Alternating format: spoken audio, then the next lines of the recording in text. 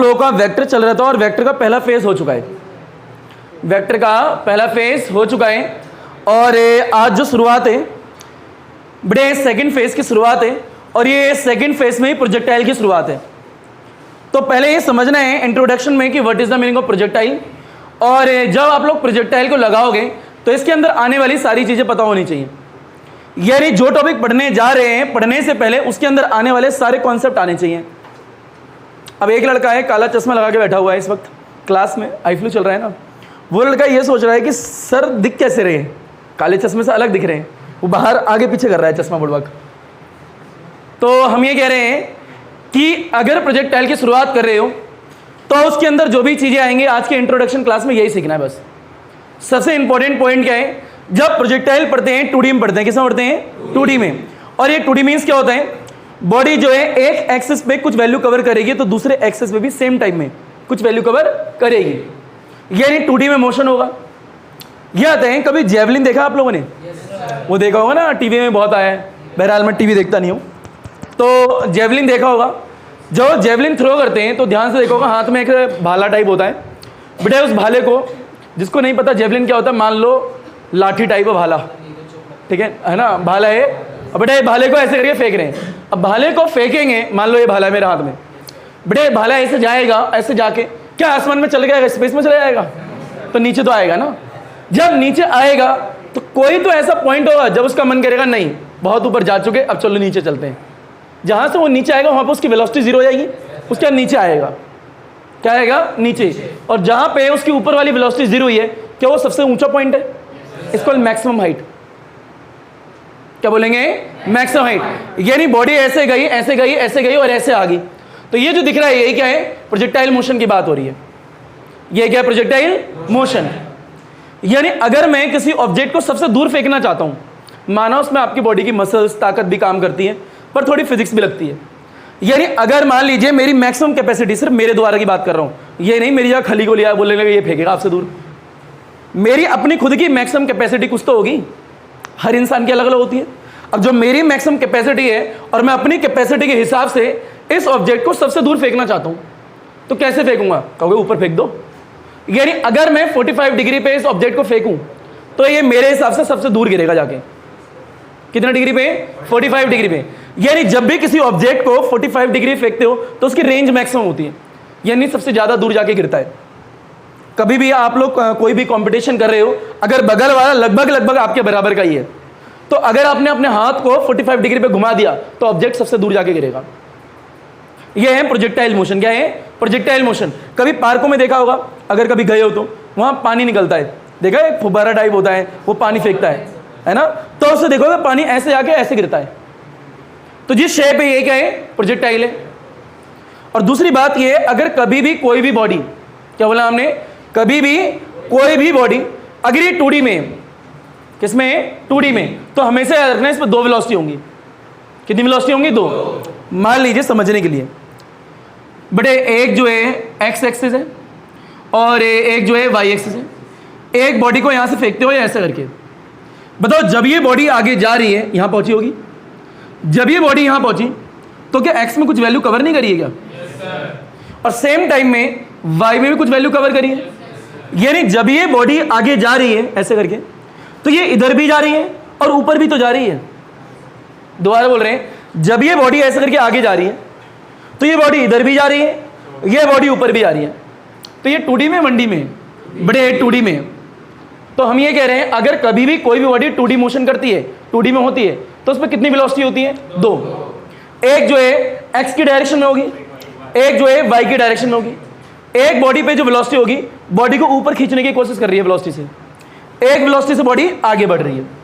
मान लीजिए बड़े एक ऑब्जेक्ट है, अब इस ऑब्जेक्ट को आपने ऐसे थ्रो कर दिया, ध्यान से देखना, बताओ अगर ये ऑब्जेक्ट ऐसे ऊपर जा रहे हैं तो क्या आगे नहीं जा रहा? बेटे आगे भी जा रहे हैं और ऊपर भी जा रहे हैं। दोबारा बोल रहे हैं, बेटा ऊपर भी जा रहे हैं आगे भी जा रहे हैं, तो ऊपर भी खींच रहा है और आगे भी बढ़ रहा है। बताओ कितनी वेलोसिटी है? दो। यानी एक ऑब्जेक्ट में आगे खींचने वाली है और एक ऑब्जेक्ट को ऊपर बढ़ाने वाली है। इतना बेसिक आना चाहिए। क्लियर है क्या? यानी 2D में दोबारा बोलो कितनी वेलोसिटी होती है? एक कौन से डायरेक्शन होगी? एक कौन से में होगी? पार्टिकल कौन से मोशन में? 2D मोशन में। पढ़ क्या रहे हो? प्रोजेक्टाइल। इतना क्लियर है क्या? ये आते हैं अगर किसी ऑब्जेक्ट को सबसे दूर फेंकना है कितने एंगल में फेंकें? 45 डिग्री पे। अच्छा, ये कुछ बेसिक पॉइंट्स है। एक और पॉइंट ये भी है, मान लीजिए आप लोगों ने ऑब्जेक्ट को थ्रो कर दिया ओरिजिन से, तो और 2D में थ्रो कराए, दो वेलोसिटी अच्छी बात है, पर कभी भी एक्स वाली डायरेक्शन में जो वेलोसिटी होगी कभी भी अपने through out the entire motion कभी चेंज नहीं होती है। क्या बोला? Through out the entire motion कभी चेंज नहीं होती है। इसका मतलब क्या है? मान लीजिए आपने एक ऑब्जेक्ट को इधर से फेंका, ऐसे आके ऐसे गिर गया, प्रोजेक्टाइल मोशन है। बड़े ऑब्जेक्ट ऐसे गिरा है, बताओ ये 2D में 1D में? 2D में, क्योंकि ऑब्जेक्ट ऊपर भी आ रहे हैं आगे भी आ रहे हैं। जब ये नीचे आ रहे हैं तो नीचे भी आ रहे हैं, पर ये आगे भी तो जा रहे हैं। क्लियर है क्या? तो हम ये कह रहे हैं, मान लीजिए पार्टिकल इधर है, एक वेलोसिटी एक्स डायरेक्शन में, एक वेलोसिटी वाई डायरेक्शन में, तो कभी भी एक्स वाली वेलोसिटी चेंज नहीं होती। अगर यहाँ 10 है तो यहाँ पे भी 10 रहेगी। इस वाले पॉइंट पे पहुंचेंगे तो भी कितनी होगी? 10। इधर पहुंचेंगे 10, इधर पहुंचेंगे 10। कभी भी एक्स वाली डायरेक्शन वेलोसिटी चेंज नहीं हो। क्यों नहीं होगी भैया? क्या कारण है?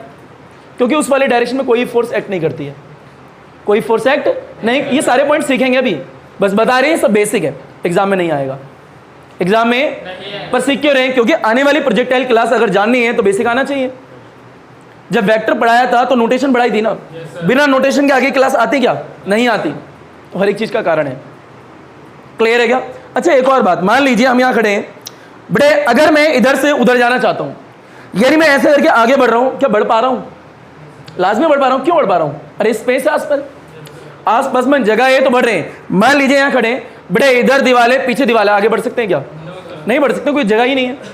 तो मैं कह रहा हूं मेरे को रेजिस्टेंस मिल रहा है, अगर मेरी दीवारें हो तो आगे स्पेस खाली है, मैं यहां खड़ा हूं, मैं आगे मूव करूंगा, बताओ ऐसे आया, कोई फोर्स लग रही है मेरे से इधर से?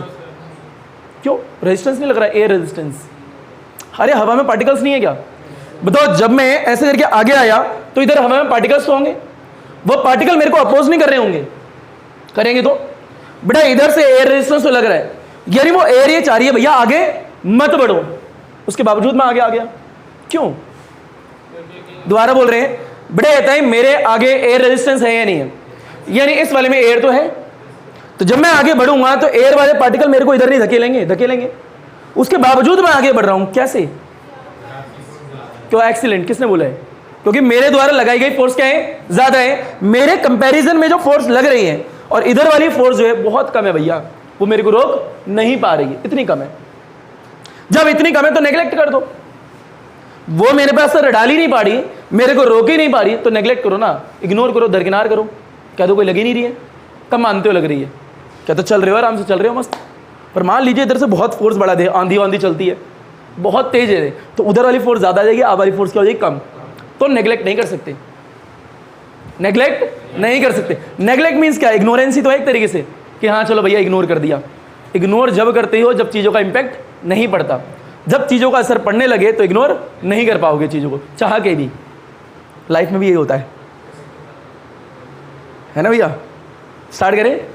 चलिए कुछ बेसिक पॉइंट समझने। हेडिंग डालिए, प्रोजेक्टाइल का बेसिक है, याद रखना। बेसिक एग्जाम में आता है क्या? बहुत बढ़िया। आइए वापस से कह रहे हैं, बेटा बिल्कुल बेसिक है, तो पहला पॉइंट देखना है, कुछ पॉइंट्स पढ़ने हैं बस। जब भी प्रोजेक्टाइल में पढ़ते हो उसमें हॉरिजॉन्टल मोशन भी होता है, वर्टिकल मोशन भी होता है। कौन सा मोशन बोला हमने? और कौन सा बोला? वर्टिकल। नजर ऊपर रखना बच्चों। मान लीजिए स्ट्रेट लाइन है, बताओ अगर ये स्ट्रेट लाइन दिख रही है तो हॉरिजॉन्टल है वर्टिकल है? हॉरिजॉन्टल। तो ये जो है horizontal motion of A particle, क्या बोला? Horizontal motion of A particle. मेरा नहीं है, पार्टिकल का है। और मान लीजिए बीच में लिख दिया प्लस, क्या लिख दिया है? प्लस। यानी प्रोजेक्टाइल मोशन होता क्या है समझना है। और ये जो है ऊपर की तरफ लाइन है, वर्टिकल है हॉरिजॉन्टल है? वर्टिकल। अभी वर्टिकल ऐसे थोड़ा ऊपर ही होगी, वर्टिकल नीचे भी तो हो सकता है, तो यहां दिखाने के लिए वर्टिकल नीचे भी दिखा दिए। अब ये आता है, ये क्या है? वर्टिकल मोशन ऑफ पार्टिकल, यानी ऐसा मोशन जिसमें हॉरिजॉन्टल मोशन और वर्टिकल मोशन दोनों का कंबाइन हो। क्या हो? कंबाइन। तो इक्वल में जो आएगा रिजल्ट वो क्या कहलाएगा? Projectile motion. तो प्रोजेक्टाइल मोशन बनेगा कैसे? बड़े कुछ ऐसे करके बनेगा।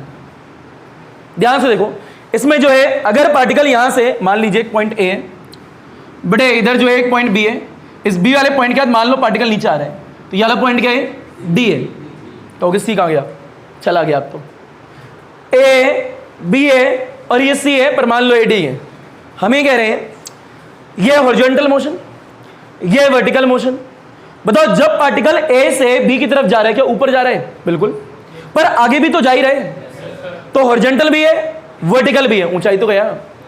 और जब बी से डी आ रहे हैं तो क्या आगे जा रहे हैं, आगे तो अभी भी जा रहे हैं, तो हॉरिजॉन्टल तो जब भी है, पर ये नीचे आ रहे हैं तो वर्टिकल तो है ना, नीचे भी तो वर्टिकल ही होगा सीधे, वर्टिकल मीन सीधा होता है ना बस। तो ये नीचे की तरफ आ रहे हैं वर्टिकल मोशन है, ऊपर की तरफ जा रहे हैं वर्टिकल मोशन है, और आगे तो हमेशा जा ही रहा है हॉरिजॉन्टल मोशन। तो आई यानी जिसमें दोनों को कॉम्बिनेशन होता है इसको प्रोजेक्टाइल मोशन। एग्जाम में आएगा ही नहीं, बस पता होना चाहिए जब भी मैं प्रोजेक्टाइल मोशन की बात करूंगा इस प्रकार के डायग्राम बनाने वाला हूं। अब ये डायग्राम बना कैसे वो सीखना है, पर एग्जाम में वो आता नहीं है, बट स्टिल हमें पता होना चाहिए ये बनता कैसे है। कहोगे ऐसे बनता है मस्त, नहीं नहीं ऐसा नहीं है, पूरी कंस्ट्रक्शन दिखाएंगे, लपेटो घसीटो उठाओ पटको हलवा चीज। बच्चों ऊपर देखो, ये बताएं प्रोजेक्टाइल मोशन की बात हो रही है, थोड़ा बोलो, बताओ ये कौन सा मोशन है, प्लस कौन सा मोशन है, जिस मोशन में दोनों मोशन मिल जाए उसे क्या बोलेंगे, खत्म। अच्छा ये 2D में 1D में, 2D में एक वेलोसिटी है, दो वेलोसिटी है, पहली वेलोसिटी कौन सी डायरेक्शन में, अगली वेलोसिटी, बहुत बढ़िया, पहला पॉइंट हुआ है। अच्छा कंपोनेंट ब्रेक करना सबको आते हैं, चलिए बड़े नेक्स्ट पॉइंट है, ध्यान से देखना।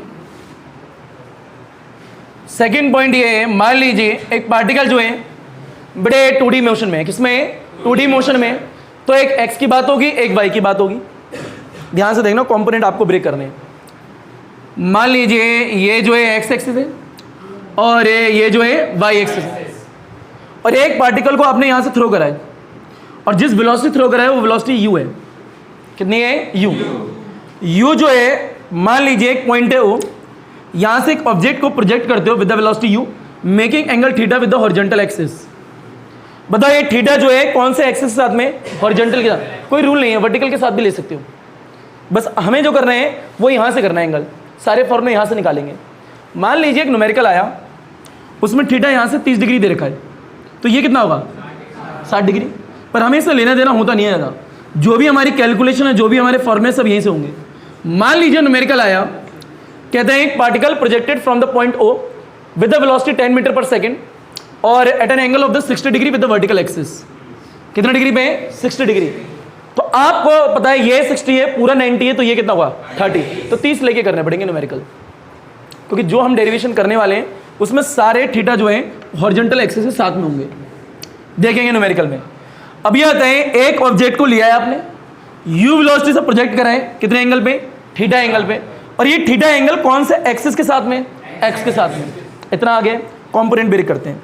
बताओ जहां थीटा वो बेस और जहां थीटा नहीं है वो परपेंडिकुलर, तो बताओ इस वाले का इफेक्ट जो है इस वाली डायरेक्शन में कितना होगा, u cos थीटा, इस वाले का इफेक्ट इधर कितना होगा, u sin थीटा।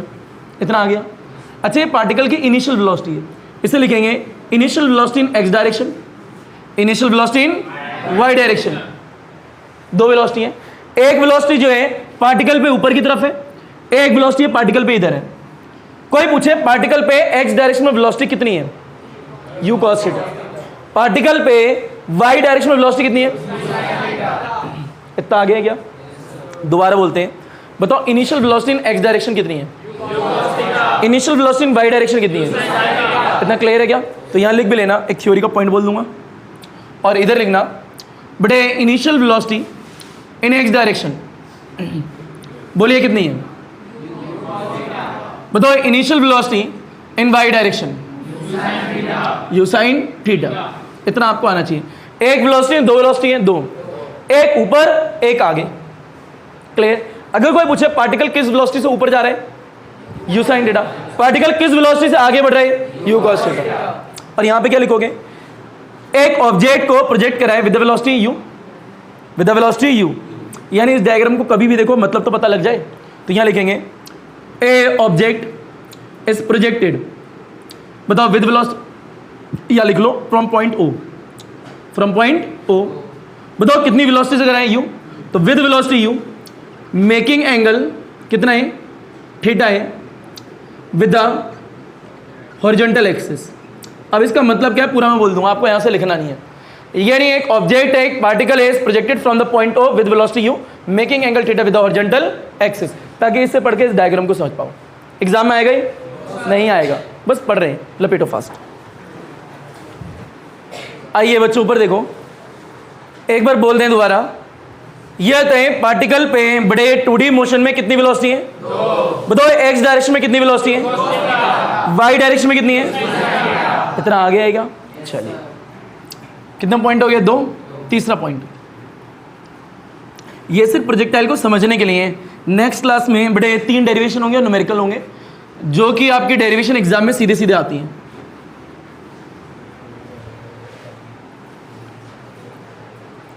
आइए नेक्स्ट पॉइंट डालते हैं बच्चों, ये नजर ऊपर। तीसरा पॉइंट ये है, मान लीजिए बड़े एक पर्टिकुलर पॉइंट पे नजर ऊपर और इंपॉर्टेंट है और ये पूरी फिजिक्स में इस्तेमाल होगा, पूरी फिजिक्स में होता है। मान लीजिए एक पॉइंट पे 2 वेक्टर है, एक पॉइंट पे कितने, एक वेक्टर ये रहा और एक वेक्टर ये रहा।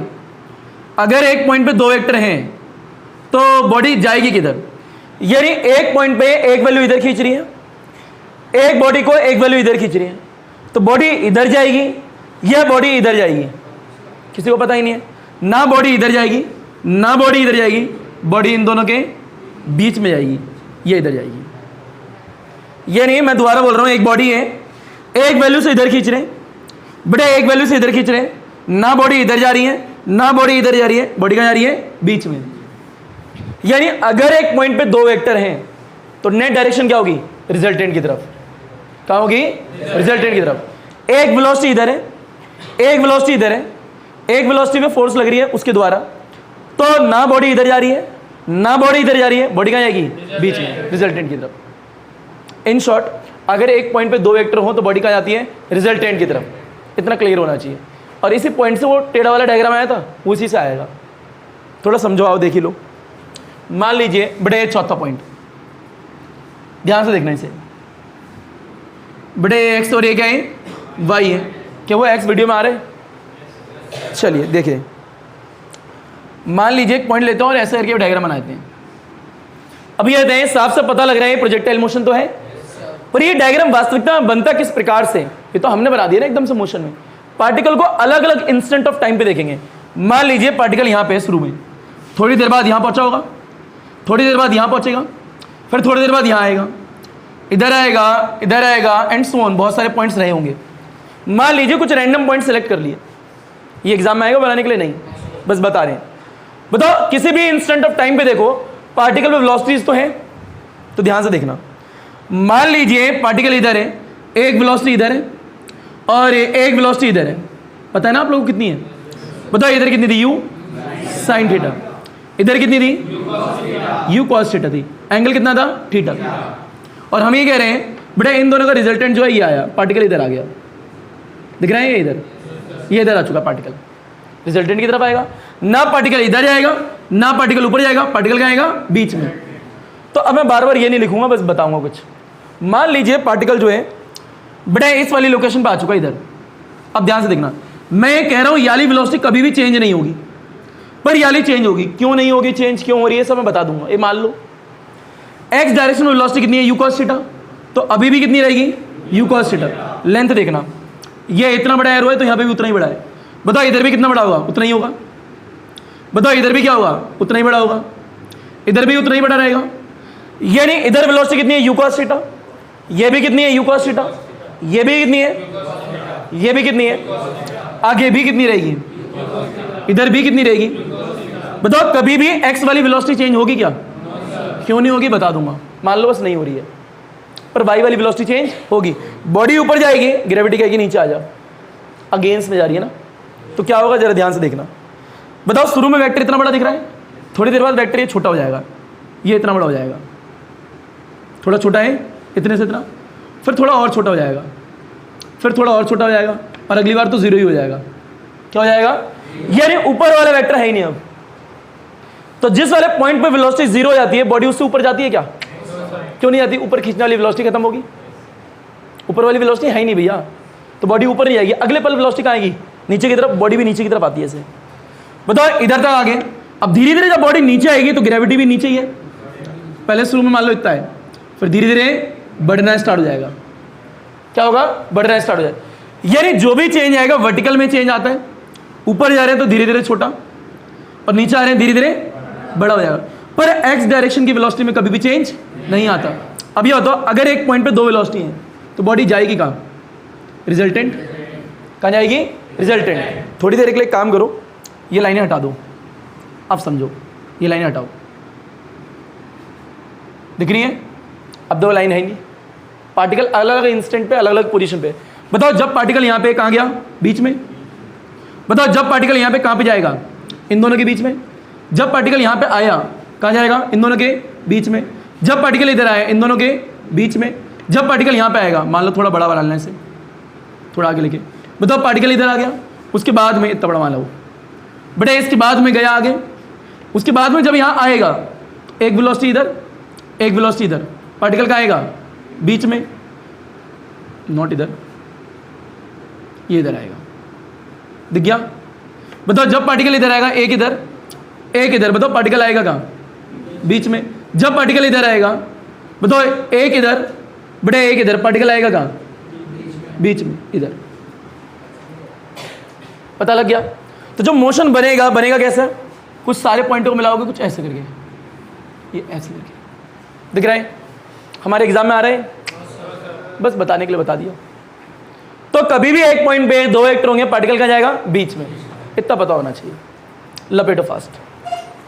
और एक बात का ख्याल रखना बेटे, ये जिस वाले पॉइंट पे वेलोसिटी जीरो हो गई है वो क्या होगी? Maximum height. ये मैक्सिमम हाइट है। लपेटिए फास्ट। बच्चों ये पांचवा पॉइंट देखो। अब पांचवें पॉइंट की बात करने से पहले एक बार देख लो, अगर एक पॉइंट पे मैंने कहा दो वेक्टर है, पार्टिकल कहाँ जाएगा? रिजल्टेंट की तरफ, यानी net direction given by the resultant, net direction given by the resultant. इससे आगे की बात देखो, यह आता है बड़े, जब हमने यहाँ पे हर एक इंस्टेंट ऑफ टाइम पे जब ये आपने कंपोनेंट्स बनाए थे, बताओ एक्स वाला कंपोनेंट कभी पूरे रास्ते में चेंज हुआ था क्या? अब क्वेश्चन है क्यों चेंज नहीं हुआ? माना वाई वाला कंपोनेंट चेंज होता हुआ दिख रहा है, लाजमी है। क्यों? क्योंकि जब बॉडी ऊपर जाएगी ग्रेविटी का लगेगी नीचे, तो उसके अपोज जा रहा है, लाजमी है, धीरे धीरे कम होता जाएगा। पर जब नीचे आएगा तो धीरे धीरे बढ़ता जाएगा। तो वर्टिकल कंपोनेंट तो समझ में आता है, दिक्कत कहाँ पे? हॉरिजॉन्टल पे। और यही इंपॉर्टेंट है आज की क्लास में कि इसमें चेंज क्यों नहीं आया। इन शॉर्ट एक वर्ड में आंसर है, क्योंकि एक्स वाली डायरेक्शन में कोई फोर्स नहीं है, यानी no force acting in the horizontal direction, so there is no acceleration in horizontal direction. Answer हो जाता है, पर समझ में नहीं आता। तो ये समझते हैं पांचवा पॉइंट। कौन सा पॉइंट? समझना क्या है, एक्स वाले में चेंज क्यों नहीं आया। अब बेटे ये आ गया तो मान लीजिए आज की क्लास खत्म। अच्छा ये होता है, जीवन में कभी फोर्स के बारे में तो सुना होगा। What is the meaning of force? Force एक एफर्ट है, हाँ, किसी चीज को पुश करने के लिए या पुल करने के लिए। आप हमेशा पुश या पुल बोलते हो, फोर्स एक एफर्ट है जो इंसान के द्वारा लगाया जा रहा है। बहरहाल रोबोट भी लगा सकता है, कोई दिक्कत नहीं है, बस पुश और पुल करने के लिए, जिसके कारण बस बॉडी में मोशन आता है, नहीं तो उसकी बॉडी में डिफॉर्मेशन आता है, बॉडी में चेंज आती है, ये फोर्स होती है। परंतु हमें फील नहीं आया। बड़े बात है, फोर्स का फील जो है छोटी क्लास में ले चुके हो, तो मैं नहीं दिलवा रहा। क्लियर? अगर फोर्स है, शब्दों को ध्यान सुनना, क्या बोला हमने? अगर फोर्स है तो एक्सेलरेशन होगा। क्या बोल रहे हैं? अगर फोर्स है तो एक्सेलरेशन होगा, और अगर एक्सेलरेशन है तो चेंज इन वेलोसिटी भी होगा। ये कहानी है फिजिक्स की। बताओ एक्सेलरेशन होने का कारण क्या होता है? यानी फोर्स ही नहीं है तो एक्सेलरेशन भी, और अगर एक्सेलरेशन नहीं है तो चेंज इन वेलोसिटी भी। बताओ एक्सेलरेशन क्यों आया? क्योंकि फोर्स रही होगी, यानी ये है तो ये है, अगर ये नहीं होती तो ये नहीं आती। यानी बवाल है तो सवाल है, सवाल आया क्योंकि बवाल था। जब बवाल ही ना होता तो सवाल कहाँ से आता? तो यानी सवाल है तो बवाल है, यानी फोर्स है तो एक्सेलरेशन है। उल्टा करते, मान लीजिए अगर फोर्स है ही नहीं तो बताओ एक्सेलरेशन भी होगा ही नहीं, और जब एक्सेलरेशन ही नहीं होगा तो चेंज इन वेलोसिटी भी नहीं होगा। होगी या होगा, स्त्रीलिंग या पुल्लिंग, वो अपने हिसाब से देख लो। इतना समझ में आया? मान लीजिए कार चला रहे हैं और ये कार चला रहे हैं, कार पे जब तक ब्रेक ना लगाएं तो जब तक उसकी वेलोसिटी में चेंज ही नहीं आएगा, यानी आई मीन टू से एक्सेलेरेशन ही नहीं होगा ना चेंज। यानी अगर मैंने फोर्स ही नहीं लगाई है तो काहे का एक्सेलेरेशन। मान लीजिए कार चला रहे, सामने एक इंसान आ गया, तो जैसे इंसान टकराएगा वैसे कार की वेलोसिटी में चेंज आएगा, क्योंकि वो एक्सटर्नल फोर्स है ना, पर फोर्स तो है ना। जरूरी थोड़ा ना फोर्स हम ही लगाएं, बाहरी रूप से भी तो लग सकती है। यानी फोर्स है तो एक्सेलेरेशन है। मैं कार पर रोड चला रहा हूं, ब्रेकर आ गया, उसकी वजह से मेरी कार में क्या आएगा, वेलोसिटी में चेंज आएगा। ब्रेकर एक एक्सटर्नल फोर्स लगा रहा है ना, तो फोर्स है तो एक्सेलेरेशन है, फोर्स नहीं है तो एक्सेलेरेशन नहीं है। अगर फोर्स ही नहीं है तो एक्सेलेरेशन होगा क्या, और जब एक्सेलेरेशन ही नहीं होगा तो चेंज इन वेलोसिटी भी। ये इंपॉर्टेंट पॉइंट है। अब इसे समझना कैसे है वो सीखेंगे। तो हमारा एम क्या है, एक्स वाले कंपोनेंट में चेंज नहीं आया, क्योंकि मैंने अभी थोड़ी देर पहले बोला था फोर्स भी नहीं होगी। अगर फोर्स नहीं है एक्स डायरेक्शन में तो एक्सेलेरेशन भी नहीं होगा, और एक्सेलेरेशन नहीं है तो चेंज इन वेलोसिटी भी। यही तो सीखना है। अब क्वेश्चन है फोर्स क्यों नहीं है भैया, क्या कारण है, समझाते पहले से लपेटो। आइए बच्चों पर देखो, यह बताएं, दोबारा बोल रहे हैं, बड़े फोर्स है तो क्या होगा, ये है तो क्या है, यानी एक पूरी कहानी है, आपको आनी चाहिए। भूल भी जाओ तो फर्क नहीं पड़ता, एग्जाम में आ रही नहीं है, बट इसका पार्ट है, ध्यान से देखना क्या है। बताओ हमारा मोटिव क्या है कि एक्स वाली डायरेक्शन में, एक्स वाले कंपोनेंट में कोई भी चेंज नहीं आया throughout the entire motion. Why force लग रही, पर क्यों? देखो मान लीजिए सिर्फ हॉरिजॉन्टल को सीखेंगे, बेटे एक्स है और ये क्या है, वाई है। एक पार्टिकल को ऐसे थ्रो करा, ऐसे फेंक दिया, क्लियर। मान लीजिए पार्टिकल किसी इंस्टेंट में यहां पहुंचा होगा, बेटे किसी, अच्छा एक और बात याद रखना, जब पार्टिकल को थ्रो करा तो कुछ एंगल पे थ्रो करा है, ऐसा नहीं सीधे 90 पे ऊपर फेंक दिया है, कुछ एंगल बना तो वो फेंका आपने, क्लियर है क्या। अभी आते हैं, पार्टिकल जब अलग अलग इंस्टेंट ऑफ टाइम की बात कर रहे हैं, एक वेलोसिटी इधर होगी, एक वेलोसिटी इधर है, एक वेलोसिटी इधर है, चेंज आ रहा है क्या, लेंथ ऑफ द एरो देख लो बराबर है। जब ये इधर है तो भी इतना ही है, मैं वर्टिकल नहीं बना रहा, बड़े इधर है तो भी ये इतना ही है, इधर है तो भी ये इतना ही है। बताओ चेंज आया या नहीं आया, नहीं आया, बस यही सीखना है क्यों नहीं आया। दो तरीके समझाते हैं। पहला तरीका बताओ, ग्रेविटेशनल फोर्स कौन सी डायरेक्शन में लगती है, बड़े नीचे की तरफ लगेगी। बताओ एक्स वाली डायरेक्शन में ग्रेविटी लगती है क्या, ध्यान से देखना, gravitational force in x direction कितनी है, 0। अगर फोर्स जो है ग्रेविटेशनल फोर्स एक्स में 0 है तो एक्सेलरेशन कितना होगा एक्स में, यानी चेंज इन वेलोसिटी कितना होगा एक्स में, यानी वेलोसिटी में चेंज नहीं आया, वेलोसिटी में चेंज। अगर ये 10 है तो ये भी 10 है, ये भी 10 है, ये भी 10 है, ये भी 10 है, क्योंकि वेलोसिटी में चेंज ही नहीं आया। पर ये पूरी बात नहीं है, पूरी बात, क्योंकि जब ये पार्टिकल, अच्छा एक बार और लिख लो, बताओ ग्रेविटेशनल फोर्स एक्स डायरेक्शन में कितनी, बताओ एक्सेलरेशन कितना होगा, बताओ चेंज इन वेलोसिटी कितनी होगी, कौन सी डायरेक्शन में, एक्स में। इतना आ गया। अच्छा हम ये कह रहे हैं बटे जब ये वाला पार्टिकल ऐसे जा रहे हैं आगे, तो इधर हवा नहीं है क्या, हवा तो है, बड़े एयर के पार्टिकल्स तो है ना, वो एक पार्टिकल इसे रोकने की कोशिश नहीं करेंगे क्या, पर रोक पाएंगे क्या, जब नहीं रोक पा रहे मतलब बहुत छोटा इफेक्ट है, और छोटे इफेक्ट को क्या करते हैं, नेग्लेक्ट। तो यहाँ पे लिखेंगे, लिखना जरूरी है, इफ, यदि, ऐसा मान रहे क्योंकि लग तो रहा ही है ना, but if air resistance is assume to be बड़े 0, यानी ये मान लिया जाए कि एयर रेजिस्टेंस 0 है, क्योंकि एयर मतलब पार्टिकल ये आ रहा है, बड़े एयर रेजिस्टेंस ये नजर ऊपर, पार्टिकल जो है बड़े इधर आ रहे हैं, एयर रेजिस्टेंस इधर से लग रहा है, मान लिया जाए एयर रेजिस्टेंस 0 है, तो इधर से कोई फोर्स लग रही है क्या, उसे नेग्लेक्ट कर दिया ना, ग्रेविटेशनल फोर्स तो है ही नहीं, तो इधर से कोई फोर्स लगी नहीं रही, तो इसे रोकने वाला कोई है नहीं ना। तो ये माना है, सिर्फ लेट माना है, क्या माना है, कहोगे ऐसे कैसे लेट मान लिया, ऐसा थोड़ा चलता है, अरे वो उसे रोक कौन सा पा रहा है, वो तो वैसे भी जा ही रहा था आगे, पर कोई बीच में बैच में बच्चा हो गया, नहीं सर ये 0 है पर ये तो है, तो आंसर है बहुत छोटा है, बहुत क्या है, छोटा है, तो इसे लिख भी दिया, if air resistance is assume to be 0। तो एक्स वाली डायरेक्शन में कोई फोर्स है क्या, जब फोर्स ही नहीं है तो एक्सेलरेशन कितना होगा, 0, और जब एक्सेलरेशन 0 हो गया तो चेंज इन वेलोसिटी क्या है, 0। अगर यहाँ पे 10 मीटर पर सेकंड है, इधर भी कितनी होगी, इधर भी कितनी होगी, इधर भी, और आगे भी, बस पूरे रास्ते 10 मीटर पर सेकंड ही रहेगी, चेंज नहीं आएगा। चेंज नहीं आएगा। पता लग गया? पर ये एग्ज़ाम में क्वेश्चन आता है, क्यों नहीं आएगा? तो लिखना तो पड़ेगा ना थ्योरी में। थ्योरी मैं यहाँ लिखवाऊंगा, परंतु एक इंपॉर्टेंट पॉइंट है जरूर लिखना है इस डायग्राम के नीचे, ए एक्स बड़े बड़े अक्षरों में इज इक्वल टू 0। इसका मतलब क्या है? एक्सेलरेशन जो है एक्स डायरेक्शन में 0 होता है। क्वेश्चन है भाई, बताओ। क्योंकि नहीं, ग्रेविटी से कोई फोर्स ही नहीं है। सिर्फ ग्रेविटी क्यों बोल रहे हो?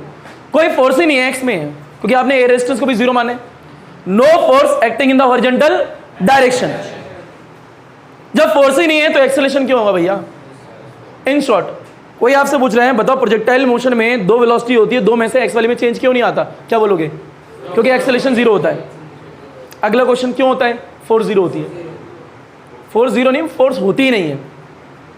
कहोगे, फिर कोई बोलेगा ना ना ना ना ए रेजिस्टेंस तो होता है।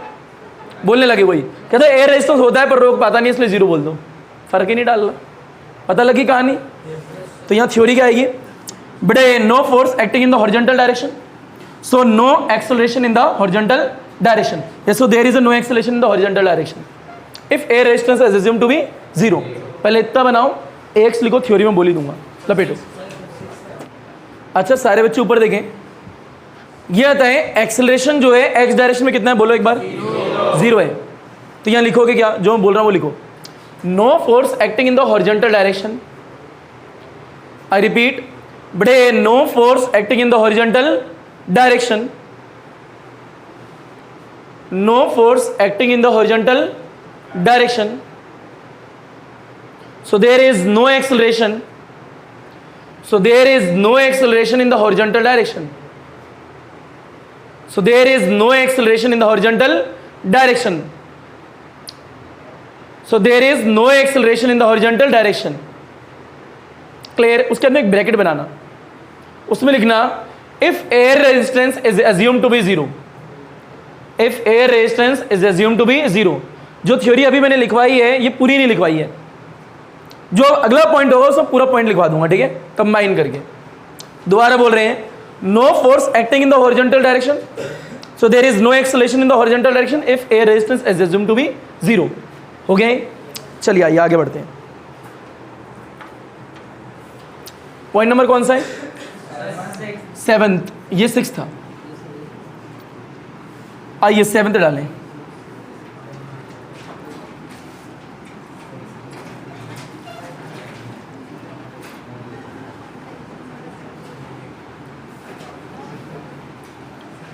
अच्छा एक कहानी है, एक प्लेन वाली, सुनिए कभी? मैंने सुनाई तो है। एक पायलट था, उसकी को पायलट थी। सुनाइए। को पायलट थी, है ना? एक था और एक थी। अरे है कहानी है भैया सुनोगे? बेटा पढ़ने आते हो, कहानी थोड़ा सुनने आते हो। 7वां पॉइंट कौन सा पॉइंट है? 7वां पॉइंट है, कॉल को वाइब्रेशन मोड पे डाल के फ़ोन को उल्टो। मम्मी जी का है, बाहर जाके फ़ोन को वाइब्रेट पे रखा। भैया फ़ोन वाइब्रेशन मोड पे रखा करो। आइए ऊपर एक, तो अगले हैं 7वां और आखिरी पॉइंट, ध्यान से देखना बच्चों, नज़र ऊपर।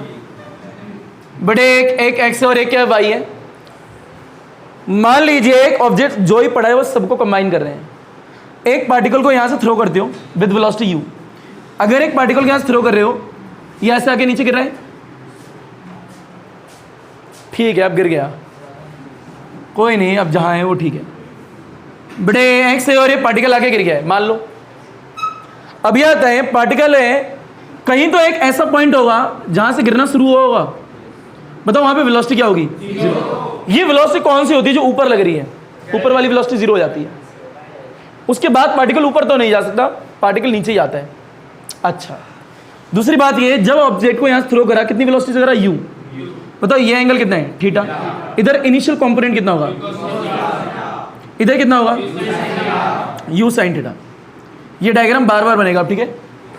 अब ये दें, after some instant of time particle यहाँ पे आया। बताओ इधर कितनी होगी अभी भी? u cos theta.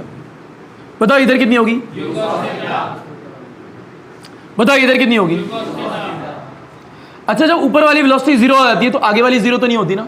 बताओ इधर आगे कितनी होगी, u cos थीटा, यानी ये कभी भी चेंज नहीं हो रही है, यानी एक कंपोनेंट ये और एक कंपोनेंट ये दिख रहे हैं। बताओ ये क्या होती है, मैक्सिमम हाइट, ये क्या होती है, मैक्सिमम हाइट, यानी पार्टिकल सबसे ऊपर कहाँ गया, वो है मैक्सिमम हाइट, ये हमारी मैक्सिमम हाइट है।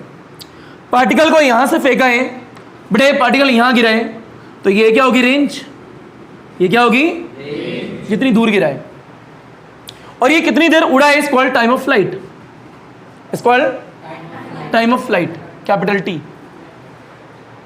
यानी पार्टिकल कितनी देर हवा में रहा, is called time of flight. यानी अगली क्लास में 3 डेरिवेशन है, पार्टिकल कितनी देर उड़ा, टी निकालो, बड़े मैक्सिमम हाइट निकालो, रेंज निकालो, एक डेरिवेशन ये, एक डेरिवेशन ये, एक डेरिवेशन ये, 3 डेरिवेशन, और तीनों एग्जाम में आती है।